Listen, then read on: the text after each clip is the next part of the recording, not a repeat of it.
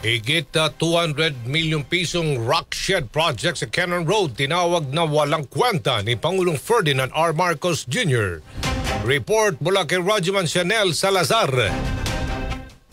Tinawag na useless o walang kwenta ni Pangulong Ferdinand Marcos Jr. ang 264 million pesos na rock shed project sa Cannon Road, Tuba, Benguet.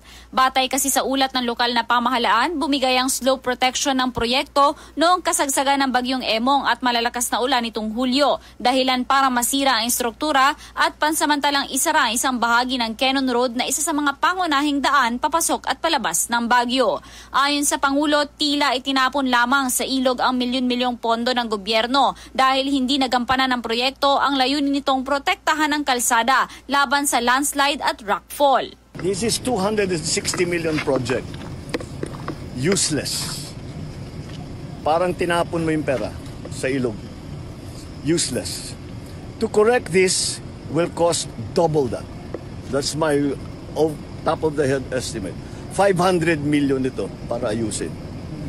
Dahil sa kapabayaan, kailangan umano ng gobyerno ng halos 500 million pesos para muling ayusin ang istruktura. Bukod dito, apektado rin ang ekonomiya at kabuhayan ng mga residente dahil tinatayang bumaba ng hanggang 35% ang kita ng mga negosyo matapos isara ang kalsada. Kaugnay nito ay pinag-utos ng Pangulo na sampahan ng kasong economic sabotage ang mga sangkot sa proyekto at ang kontraktor nito na 3K Rock Engineering. So how can you tell me that it's not economic sabotage? Kinuha mo yung 260 million, wala kaming nakitang effect dun sa kanyang ginawa na kontrata. Tapos para ayusin yung binigay ninyong problema sa amin, it will cost another 260 million, probably double 260 million, hanggang 500 million na yan. Kaya I don't blame anyone for being disappointed, frustrated, angry, and paying for blood.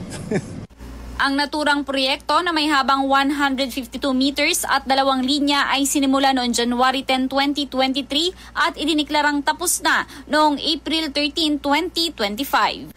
Kasama mo sa DZXL RMN Manila, Radyo Man Chanel Salazar, Tatak RMN.